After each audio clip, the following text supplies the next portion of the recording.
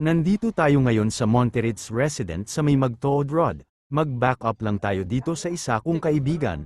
Nag-cleaning sila ng chandelier dito tapos itong isang chandelier meron itong problema, ayaw umilaw ang 4 na LED light sa gilid. Ako ang nakontak niya para mag-back up dito, para mag-repair sa mga LED light.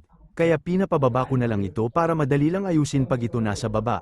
Pagkababa nitong chandelier agad ko na din ito tina-try kung ano problema at nakita ko yung 4 di na umilaw. Kaya itinester ko na lang isa-isa yung mga LED light at ayon confirmed defective yung mga LED light niya. At papalitan na lang natin ito ng bagong LED chips. Warm white lang itong LED light niya. Mabuti meron pa ako available nitong LED chip na warm white at tamang-taman lang din ang sukat para dito. At mabuti na lang din meron pa ako natirang saving na LED driver. Single connection itong linya niya at hindi tricolor. Kaya gagamit lang tayo ng pinagbabawal na technique para dito, na ako lang nakakaalam.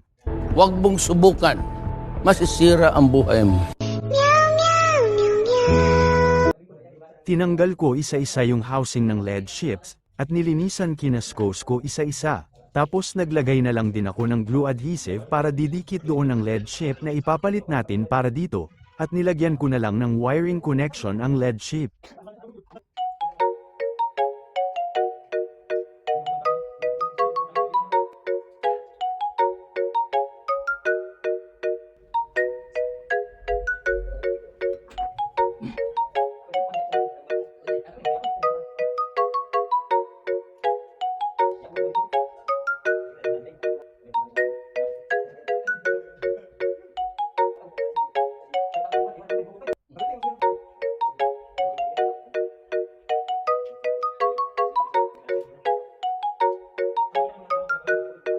Pagkatapos ko malagyan ng wiring ang LED chip, binalik ko na ito agad sa housing frame niya, at pinagdugtong ko na yung mga wiring niya, at medyo nakakalito din tingnan kasi sobrang dami ng mga LED driver na nilagay dito. Siguro kung baguhan ka dito sa makabagong mga LED chandelier malilito ka talaga, pero sa akin na halos 2 dekada na sa ganitong trabaho medyo madali na lang sa akin, lalo pa meron akong kaunting alam sa electronics at troubleshooting sa wiring connection. Pagkatapos natin makonect ang pinagbabawal kong technique try na natin ito kung gumana ba ang ginawa natin opera para dito bago natin isabit sa itaas.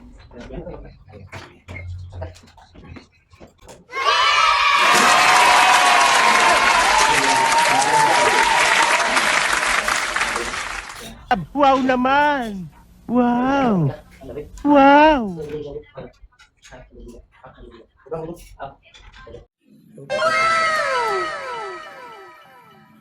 1.5 chandelier, mga nasa 85 kilo.